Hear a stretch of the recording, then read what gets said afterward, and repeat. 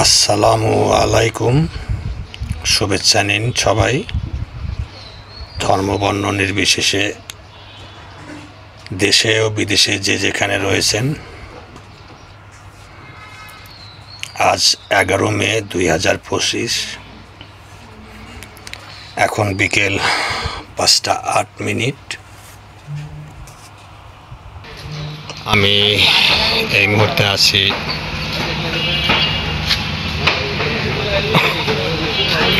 ঢাকা শহরের এবং তথাপি বাংলাদেশের একটি নামকরা অন্যতম বৃহত্তর কবরস্থান আজিমপুর কবরস্থান।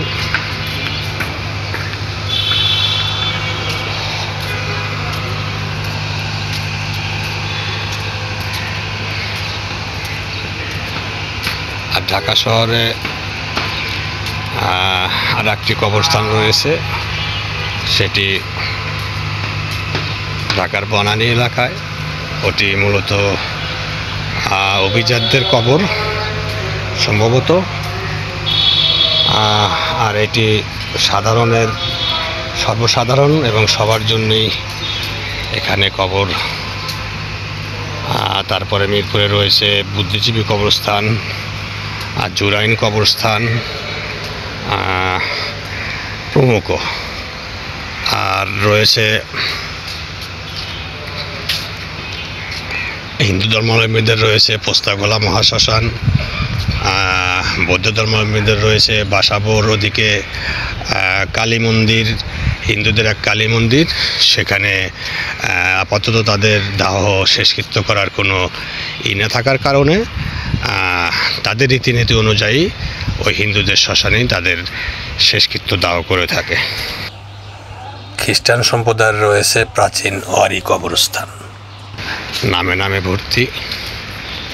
আসলে মানুষ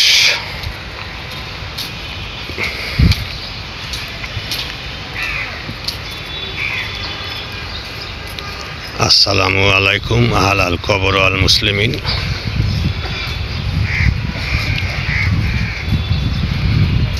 অসংখ্য নাম ফলকের সমারোহ।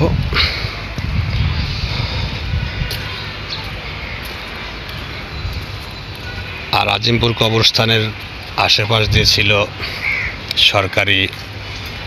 আজিমপুর সরকারি সব কোয়ার্টার, যেগুলো আগে 5-6 তলা এরকম করে ছিল, কিন্তু এগুলো এখন ভেঙে ফেলা হয়েছে, সব বহুতল ভবন হয়েছে। এলাকাটা দেখতে অন্যরকম লাগে। আসলে এই আজিমপুর কবরস্থান আমি এর আগে একবার এসেছিলাম এখানে। একজন মায়ের, পুরান ঢাকার এক মায়েরকে দাফন করার জন্য। আসলে এই যে দেখতে পাচ্ছেন, আসলে এর পরিধিটা অনেক বড়। এটি দেশের আসলেই এই জন্যই বলা হয় অন্যতম বৃহৎ কবরস্থান। দেশের অনেক এই নাম জানা এইসব অনেক নেম ফলকের ভিতরে রয়েছে দেশের অনেক নামিগামী পতিতযশা মানুষজনের কবর সমাধি। আসলে মানুষের, আমাকেও চলে যেতে হবে, সবাইকেই চলে যেতে হবে।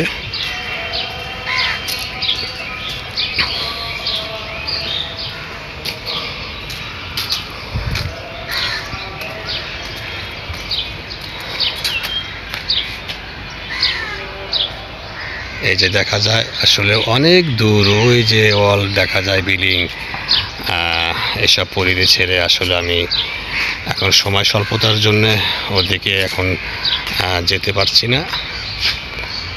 তবে যতটুকু সম্ভব দেখানোর চেষ্টা করছি।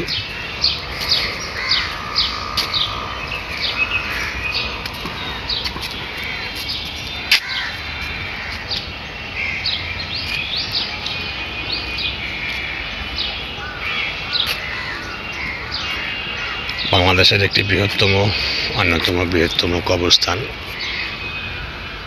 আজিমপুর কবরস্থান, ঢাকা। দেখছেন এখানে চিরনিদ্রায় শুয়ে আছেন অসংখ্য মানুষ।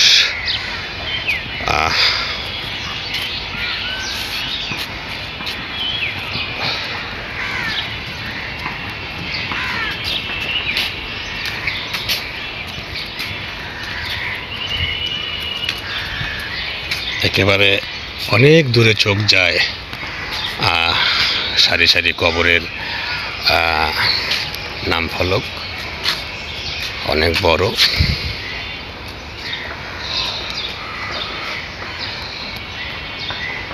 বসন্তের কৃষ্ণচূড়া,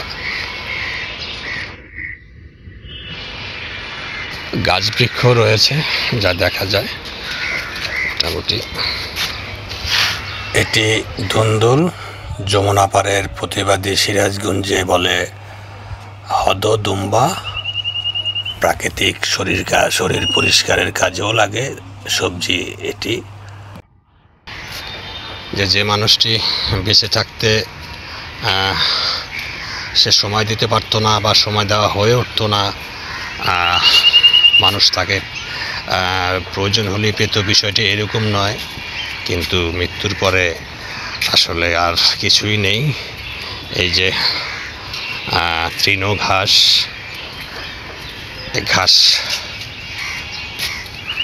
ঘাসের সাথে আলিঙ্গন। তবে মানুষের এই ক্ষুদ্র একটি ঘাসের ডগাও সৃষ্টি করার ক্ষমতা নেই।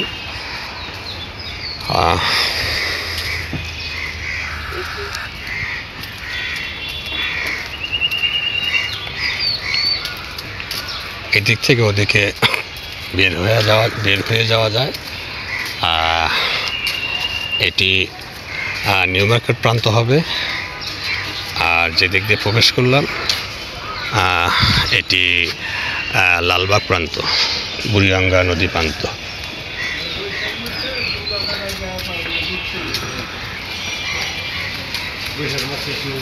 এটি বরাবর একটি ওয়াকওয়ে শেড।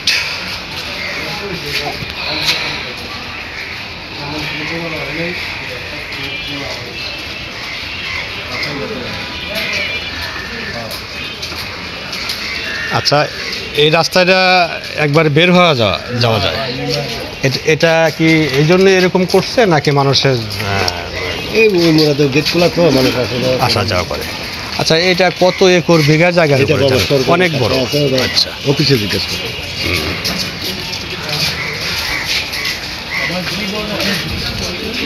হ্যাঁ, আসলে এই প্রান্ত থেকে ও প্রান্তে মানুষ চলাচল করে থাকে। আর কবরস্থানে আগত, দাফন কাফনে আগত লোকজন, তাদেরও ঝড় বৃষ্টিতে একটি শেডের মতো কাজ করে। যাই হোক,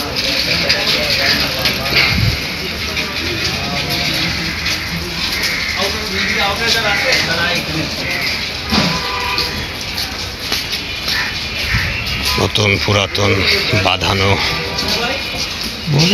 কত রকমের কবর, তার শেষ নেই।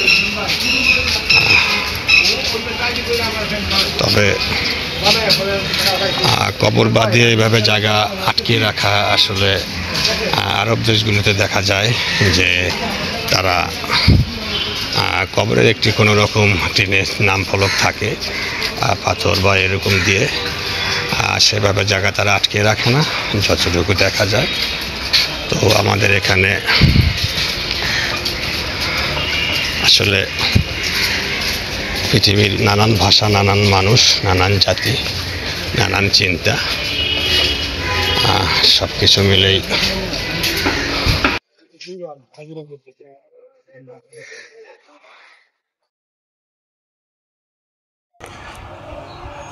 এপারের কথা বলছি, যেহেতু বেঁচে আছি।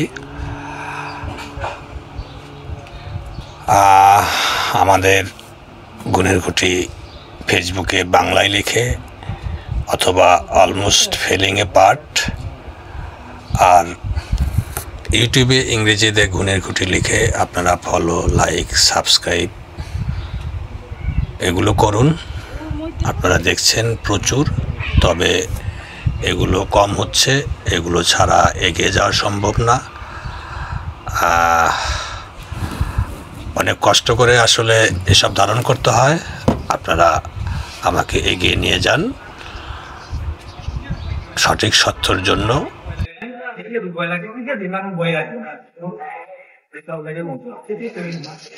দেখছেন ঢাকা আজিমপুর কবরস্থান। এটি উত্তর প্রান্ত, দক্ষিণ প্রান্ত।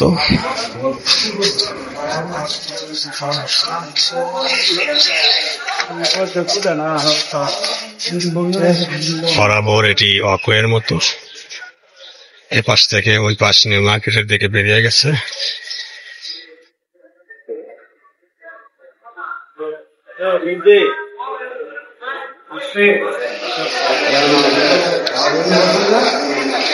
আসসালামু আলাইকুম। আপনার বাড়ি এলাকাতেই? ও, জানতে চাইলাম যে এই কবরস্থানটা আসলে কত বিঘা একর জায়গার উপর? অনেক বড় হবে। আমরা শুনছিলাম যে 52 বিঘা? আরে না, বেশি হবে, হইতে পারে। আরে বেশি হবে, 52 বিঘা জায়গা মাত্র এখানে, বেশি হবে, অনেক বড় কবরস্থান।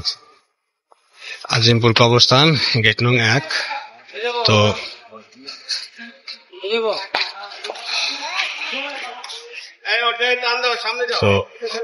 এ পর্যন্তই। সবাই ভালো থাকবেন, সুস্থ থাকবেন। আল্লাহ হাফেজ, ধন্যবাদ।